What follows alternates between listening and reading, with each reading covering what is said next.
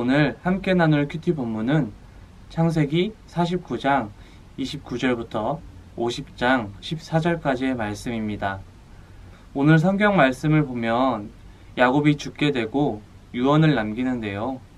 이 유언을 그대로 하기 위한 요셉의 행동들이 나오고 있습니다. 야곱은 죽으면서 자신의 조상인 아브라함과 이삭이 묻혀있는 가나안 땅의 막벨라 굴에 자신도 그곳에 묻어달라고 말하고 있습니다. 이것은 하나님께서 아브라함에게 보여주셨던 땅인 가나안 땅에서 큰 민족을 이루고 하나님의 자녀로 살아갈 것이라는 약속을 하셨었는데, 야곱은 흉년이 들면서 요셉을 통해 가나안 땅에서 애굽으로 가게 되었었습니다.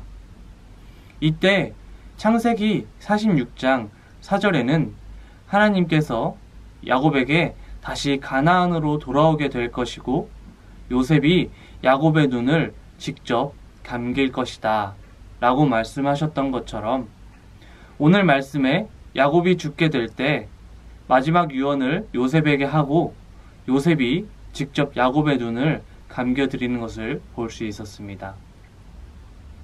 그리고 요셉은 야곱의 시신을 가나안으로 운송합니다. 야곱은 죽음의 순간에도 하나님께서 약속하셨던 말씀들을 잊지 않았습니다. 자신이 가나안으로 돌아갈 수 있다는 것과 가나안 땅이 하나님께서 주신 약속의 땅이라는 것을 잊지 않고 그곳에 돌아가고자 했던 것이었을 것입니다. 하지만 요셉은 야곱을 가나안으로 운송하기 위해서는 바로의 허락이 필요했습니다.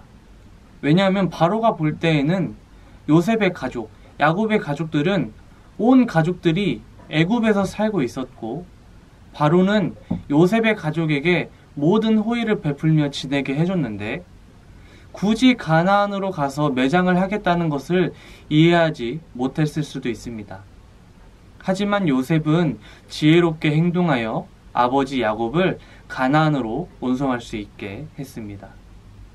야곱이 죽으면서 아브라함으로 시작하여 이삭, 야곱, 그리고 이제는 요셉에게까지 이어지면서 하나님의 약속이 진행되어지고 있다는 것을 생각해 볼 수 있었습니다.